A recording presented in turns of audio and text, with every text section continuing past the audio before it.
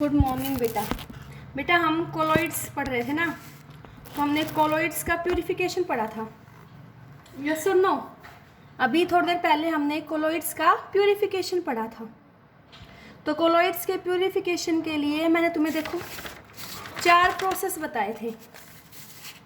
सबसे पहली बात तो यही कि प्यूरिफिकेशन हमने क्यों किया।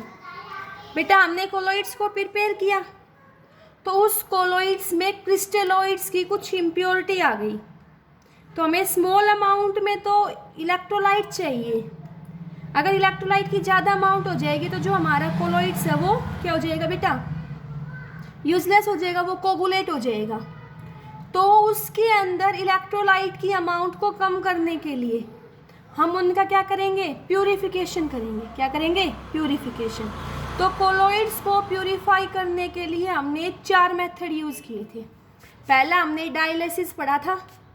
हमने एक एनिमल ब्लैडर या पर्चमेंट मेम्ब्रेन की क्या ली थी, डायलिसिस मेम्ब्रेन ली थी। तो उसके अंदर से क्रिस्टलोइड्स हमारे पास हो गए और हमें सिर्फ क्या बच गया, colloids. And it will depend upon the process of diffusion पढ़ा था। अगर इसी डायलिसिस को हमने इलेक्ट्रिसिटी की प्रेजेंस में किया तो उसको हमने बोला था इलेक्ट्रोडायलिसिस। क्या बोला था? इलेक्ट्रोडायलिसिस। ओके, नेक्स्ट फिर हमने पढ़ा था बेटा अल्ट्राफिल्ट्रेशन। अल्ट्राफिल्ट्रेशन में क्या था, सबसे पहले हमने ऑर्डिनरी फिल्टर पेपर लिया। तो ऑर्डिनरी फिल्टर पेपर में पोर साइज ज़्यादा होता है, तो उसके अंदर से क्रिस्टलोइड्स और कोलॉइड्स दोनों पास हो जाते हैं। तो हम उस ऑर्डिनरी फिल्टर पेपर के पोर के साइज को डिक्रीज करेंगे। तो अब बात आई ऑर्डिनरी फिल्टर पेपर के पोर के साइज को डिक्रीज कैसे करेंगे बेटा, तो हम डिक्रीज करेंगे by dipping it into the collodion. किसके अंदर डिप करेंगे बेटा, कोलॉइडियन के अंदर। अब बात आती है कोलॉइडियन क्या होता है, 4% solution of nitrocellulose in alcohol and ether, उसको हमने कोलॉइडियन बोला। उसके अंदर हमने क्या, फिल्टर पेपर को डिप किया, फिर उसको हमने हार्डन्ड किया बाय यूजिंग फॉर्मल्डिहाइड। उस ड्राइड फिल्टर पेपर को फिर हमने यूज़ किया तो उसका पोर का साइज डिक्रीज हो गया। पोर का साइज डिक्रीज हो गया, इट मीन्स अब उसके अंदर से कोलॉइड्स पार्टिकल्स पास नहीं हो पा रहे, सिर्फ क्रिस्टलोइड पास हो रहे हैं। तो वो टेक्निक क्या थी, अल्ट्राफिल्ट्रेशन। 4th टेक्निक हमने यूज़ की थी बेटा अल्ट्रा सेंट्रीफ्यूगेशन। इसमें क्या था कि हम सेंट्रीफ्यूगेशन मीन्स बेटा एक सेंट्रीफ्यूगेशन ट्यूब लेंगे, मीन्स सेंट्रीफ्यूगेशन का मतलब क्या है, it rotate at high speed. तो कोलॉइड्स जो है वो हैवियर हैं क्रिस्टलोइड से, तो वो यहाँ आके डिपॉजिट हो गए। अब इन कोलॉइड्स को हमने एक्सट्रैक्ट आउट कर लिया, एक्सट्रैक्ट आउट करके एक सुटेबल डिस्पर्जन मीडियम में डाल दिया, तो वहाँ से हमें क्या मिल गया, कोलॉइडल सोल्यूशन। और जो यहाँ पे इम्प्योरिटीज़ थी किसकी, क्रिस्टलोइड्स की, वो हमारी क्या हो गई, सेपरेट आउट हो गई। तो ये हमने प्यूरिफिकेशन पढ़ा था कोलॉइड्स का। आज हम पढ़ेंगे बेटा प्रॉपर्टीज ऑफ कोलॉइडल सॉल्यूशन, कि जो कोलॉइडल सॉल्यूशन है वो क्या क्या प्रॉपर्टीज शो करेगा। ठीक है, इसमें फर्स्ट हम पढ़ेंगे कोलिगेटिव प्रॉपर्टी। कोलिगेटिव प्रॉपर्टी, और बेटा हम कोलिगेटिव प्रॉपर्टी के बारे में सॉल्यूशन चैप्टर में पढ़ चुकी। क्या होती है colligative properties? These are the properties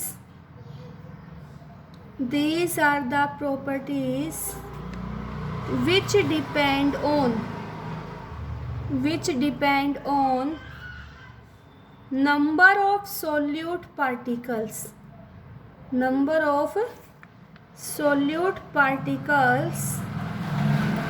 irrespective of its nature। ये नेचर पे डिपेंड ना करके नंबर ऑफ सोल्यूट पार्टिकल्स पे डिपेंड करती है। कौन? Colligative property. तो कोलिगेटिव प्रॉपर्टी के बारे में बेटा हमने सॉल्यूशन चैप्टर में पढ़ा था।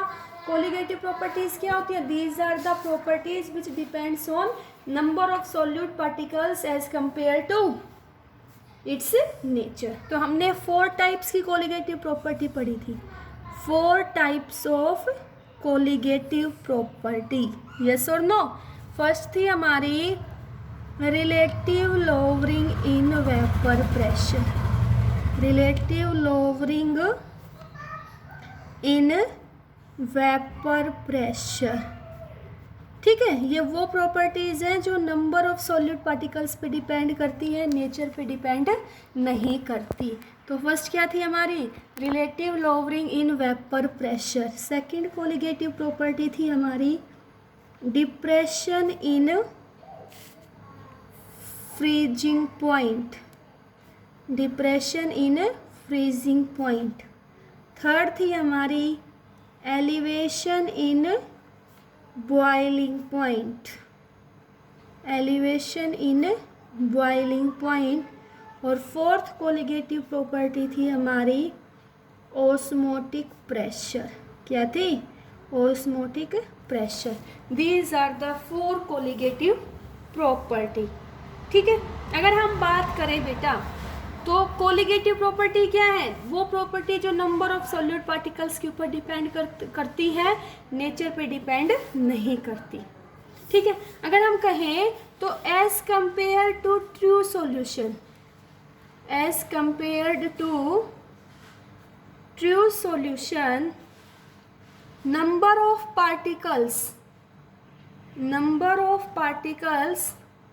in colloidal solution is small, number of colloidal solution is small। बेटा ट्रू सॉल्यूशन में पार्टिकल का साइज कैसा होता है, साइज ऑफ पार्टिकल क्या होता है, छोटा होता है, तो नंबर ऑफ पार्टिकल्स क्या होंगे, ज़्यादा। लेकिन अगर हम बात करें तो हमारे कोलॉइडल सॉल्यूशन में साइज ऑफ पार्टिकल क्या है, ज़्यादा है।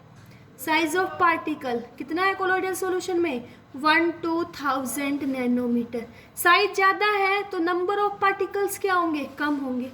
नंबर ऑफ पार्टिकल्स क्या होंगे बेटा, लेस होंगे। नंबर ऑफ पार्टिकल्स लेस होंगे तो बेटा वहाँ से कोलिगेटिव प्रॉपर्टी की वैल्यू भी क्या आएगी, लेस। तो हम क्या कह देंगे, then value of colligative property, value of colligative property is small in colloidal solution, in colloidal solution as compared to true solution। ठीक है, क्लियर हुआ ये। क्वेश्चन आएगा भाई ट्रू सॉल्यूशन के कंपैरेटिवली कोलिगेटिव सॉल्यूशन में कोलिगेटिव प्रॉपर्टी की value कम आती है, क्यों? तो तुम क्या कहोगे कि जो ट्रू सॉल्यूशन है उसके कंपैरेटिवली कोलिगेटिव सॉल्यूशन में साइज ऑफ पार्टिकल क्या है, ज़्यादा। साइज ज़्यादा है तो नंबर ऑफ पार्टिकल्स कम, नंबर ऑफ पार्टिकल्स कम तो बेटा colligative property will depends upon number of particles, then value of colligative property is less in colloidal solution as compare to true solution या क्रिस्टलोइड्स। ओके, तो colligative property clear हुई। तो ये क्या याद रखना है बेटा, colligative property, these are the properties which depends on number of solute particles irrespective of its nature. 4 colligative property है, relative lowering in vapour pressure, depression in freezing point, elevation in boiling point, osmotic pressure. ठीक है, तो हमने देखा कि true solution में size of particle कम है तो नंबर ऑफ पार्टिकल्स क्या होंगे, ज़्यादा। तो ट्रू सॉल्यूशन की कोलिगेटिव प्रॉपर्टी की वैल्यू ज़्यादा होगी as compare to colloidal. Clear हुआ ये। अब नेक्स्ट कोलिगेटिव प्रॉपर्टी, सॉरी बेटा नेक्स्ट प्रॉपर्टी पढ़ेंगे कोलॉइड्स की, तो वो होगी हमारी टिंडल इफेक्ट। क्या, टिंडल इफेक्ट। देखो बेटा टिंडल इफेक्ट क्या होगा, हम एक बीकर लेंगे, क्या लेंगे, बीकर, और इस बीकर में हम कोई भी कोलॉइडल सॉल्यूशन लेंगे। बीकर में हमने क्या लिया, कोलॉइडल सॉल्यूशन। ठीक है, ये हमने कोलॉइडल सॉल्यूशन लिया। जैसे मैंने कहा कोलॉइडल सॉल्यूशन का एग्जांपल बेटा मिल्क ले लो, क्या लिया, मिल्क। ठीक है, और इस मिल्क सॉल्यूशन में से यहाँ से मैंने एक पर्टिकुलर वेवलेंथ की लाइट को डाला। ठीक है, एक बार मैंने इसको इसके फ्रंट से देखा, ठीक है, ये क्या है, आई। एक बार मैंने इस वेवलेंथ ऑफ लाइट को फ्रंट से देखा, और एक बार मैंने इस वेवलेंथ ऑफ लाइट को परपेंडिकुलर देखा। कैसे देखा बेटा, perpendicular at an angle of 90 degree. At angle of 90 degree. तब मैंने इस वेवलेंथ ऑफ लाइट को एक बार यहाँ से देखा बेटा, इसके सामने से, और एक बार हमने इसको इसके ऊपर से देखा।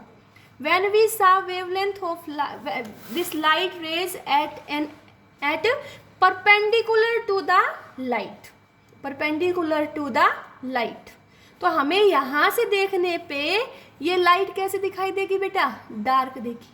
कैसी? डार्क। ठीक है। दूसरा, then path of light is illuminated. Path of light is illuminated when we saw it perpendicularly. हमें इस वेवलेंथ ऑफ लाइट हमें कैसे दिखाई दी? इल्यूमिनेटेड दिखाई दी। ठीक है। लेकिन तब मैं इसको इसके यहाँ देखूँ बेटा, इसके सामने से देखूंगी तो मुझे ये लाइट कैसे दिखाई देगी? मिल्क सॉल्यूशन से, clear and transparent. Clear and transparent. ठीक है। तो यहाँ देखो बेटा, अब एक ही लाइट थी, एक पर्टिकुलर वेवलेंथ की लाइट थी। अगर उसको मैंने अलग अलग वे से देखा, एक बार तो मैंने इसको सामने से देखा, एक बार परपेंडिकुलरली, तो ये हमें अलग अलग दिखाई दी। यस और नो? तो हम क्या कहेंगे? When a beam of light passes through, when a beam of light passes through colloidal solution, then it scatters। तो ये क्या हो गई बेटा? स्कैटर्ड हो गई। तो यहाँ देखो, ये दिखाई दिया। तो अब ये जो पाथ हमें दिखाई दिया, इसको हम बोलते हैं टिंडल कोन। क्या बोलते हैं? टिंडल कोन। ठीक है। अब तुमसे कोई ये कहे कि व्हाट इज टिंडल इफेक्ट, भाई टिंडल इफेक्ट क्या है, तो तुम क्या कहोगे? टिंडल इफेक्ट क्या है? Scattering of beam of light, scattering of beam of light when it passes through, scattering of beam of light when it passes through colloidal solution, when it passes through colloidal solution, तो वो हमारा क्या कहलाएगा? टिंडल effect. क्या कहलाएगा? Tyndall effect. टिंडल effect क्या है बेटा? Scattering of beam of light when it passes through colloidal solution। ठीक है। क्या क्यूज है भाई टिंडल इफेक्ट का? स्कैटरिंग ऑफ लाइट करना। और मैक्सिमम स्कैटरिंग कब होगी लाइट की? तब हम उस लाइट को परपेंडिकुलरली देखेंगे। क्या बताया मैंने? Maximum intensity of the scattered light is line when we saw it perpendicularly. हम उसको कैसे देखेंगे? परपेंडिकुलरली। देखो बेटा, घर में कोई तुम्हारा डार्क रूम होगा और उस डार्क रूम में थोड़े से विंडो के पास, विंडो में थोड़ा सा होल और वहां से लाइट आती है, तो तुम क्या देखते हो?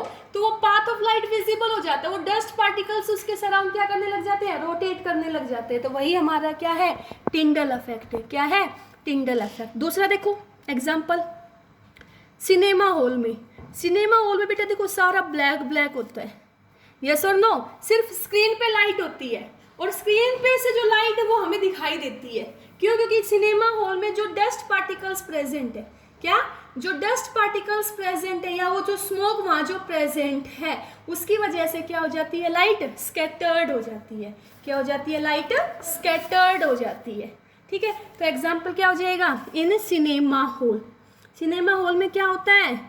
The path of light, the path of light can be seen during projector because light is scattered by dust and smoke present in the air of cinema hall. दूसरा बेटा देखो, जो कलर ऑफ द स्काई, दूसरा example क्या हो जाएगा? Colour of the sky क्या है? ब्लू। अब स्काई का कलर ब्लू क्यों होता है बेटा? It is due to scattering of light. Yes और no? It is due to scattering of light by dust and water droplets present in the atmosphere. तो ये भी किसका एग्जाम्पल है, टिंडल इफेक्ट का भाई, कि जो हमारी डस्ट और वाटर पार्टिकल्स प्रेजेंट है किसमें, हवा में, वो लाइट को क्या कर रहे हैं, स्कैटर्ड, उसकी वजह से हमें कलर ऑफ द स्काई क्या दिखाई दे रहा है, ब्लू। तो क्या हो जाएगा, the colour of sky is blue due to scattering of light by dust and water droplets present in atmosphere, present in atmosphere। ठीक है, क्लियर हुआ ये। अब बेटा क्यूज क्या है टिंडल इफेक्ट का, तो अभी मैंने बताया था व्हाट इज द क्यूज, पूछ लेंगे एक नंबर में what is the cause of Tyndall effect. तो टिंडल इफेक्ट का क्यूज क्या बताओगे बेटा, scattering of light, scattering of light, it is the cause of Tyndall effect, scattering of light by colloidal solution, scattering of light by colloidal solution. और maximum scattering of light कब होगी, when it will सा perpendicular to the direction of incident beam। तब हम उसको कैसे देखेंगे, perpendicular देखेंगे। ओके, क्लियर हुआ, ये पता चला टिंडल इफेक्ट क्या है, scattering of light by colloidal particles due to, किसकी वजह से होती है बेटा scattering, due to presence of dust and smoke. तो टिंडल इफेक्ट क्या है, scattering of beam of light when it passes through colloidal solution. ये लाइट आ रही थी बेटा, यहाँ से देख रहे तो हमें क्लियर और ट्रांसपेरेंट, तब हम इसको ऊपर से देख रहे हैं perpendicularly, then it will be dark and the path of light is illuminated. तो ये क्या बन गई, टिंडल कोन। क्यों होती है बेटा टिंडल इफेक्ट, क्यों होता है, due to scattering of light, and maximum scattering कब होगी, when you will saw it perpendicular to the incident light. Okay, clear हुआ। अब देखो, अब हम पढ़ेंगे कंडीशंस फॉर टिंडल इफेक्ट, कि टिंडल इफेक्ट को होने के लिए क्या क्या कंडीशन होनी चाहिए। Condition for Tyndall effect, condition for Tyndall effect. ठीक है बेटा, टिंडल इफेक्ट होने के लिए जो डायमीटर है पार्टिकल का should be approximately same to the wavelength of light used। देखो, for any colloids to show Tyndall effect, to show Tyndall effect, the diameter of particle, the diameter of particles should be approximately, diameter of particles should be approximately same to the wavelength of light scattered। ठीक है, जो diameter है particle का, वो जैसे ये कोई particle है, ठीक है, ये इसका जो डायामीटर है, ये डायामीटर अप्रोक्सीमेटली सिमिलर हो किससे, वेवलेंथ ऑफ लाइट से, वेवलेंथ ऑफ लाइट से। तो ही हमें क्या दिखाई देगा, हमें टिंडल इफेक्ट दिखाई देगा। बेटा अगर ये डायामीटर कम हो गया तो टिंडल इफेक्ट यूज शो नहीं करेगा। देखो जैसे मैंने कहा, तुम्हारे पास एक तो ट्रू सॉल्यूशन है, एक तुम्हारे पास कोलोइड्स है। तो ट्रू सॉल्यूशन में डायमीटर कितना होता है बेटा, लेस देन 1 नैनोमीटर, और यहाँ कितना होता है 1/2000 नैनोमीटर। ठीक है, तो ट्रू सॉल्यूशन में ये डायमीटर क्या है बेटा, very less than the, diameter क्या हो गया, very small as compare to wavelength of light. तो ये हमें टिंडल इफेक्ट शो नहीं करेगा, और कोलोइड्स हमें क्या शो करेगा, Tyndall effect. In this way we can distinguish between true solution and colloidal solution. Okay, हमें क्लियर हुआ कि किसी भी सॉल्यूशन को टिंडल इफेक्ट शो करने के लिए जो डायामीटर है पार्टिकल का, it will be approximately similar to the wavelength of the light used. Second देखो बेटा, जो रिफ्रैक्टिव इंडेक्स है डिस्पर्स्ड फेज और dispersion medium should not differ greatly in magnitude. दोनों का मैग्नीट्यूड, दोनों एक दूसरे से मैग्नीट्यूड में बहुत ज़्यादा डिफर करें, मैग्नीट्यूड में बहुत ज़्यादा डिफर करें। क्या? The refractive index of, second point देखो, the refractive index of dispersed phase, the refractive index of dispersed phase and dispersion medium should differ greatly in magnitude। दोनों के मैग्नीट्यूड में डिफरेंस ज़्यादा होना चाहिए, तभी हमें सॉल्यूशन क्या शो करेगा? Tyndall effect. ओके बेटा, तो ये हमने कंडीशंस देखी for a compound to show Tyndall effect, कि कोई भी कंपाउंड है वो टिंडल इफेक्ट कब शो करेगा। तो हमने देखा जब diameter of particle should be approximately similar to the wavelength of light used, then it will show Tyndall effect. Second, जो रिफ्रैक्टिव इंडेक्स होगा डिस्पर्स्ड फेज और dispersion medium should differ greatly in magnitude.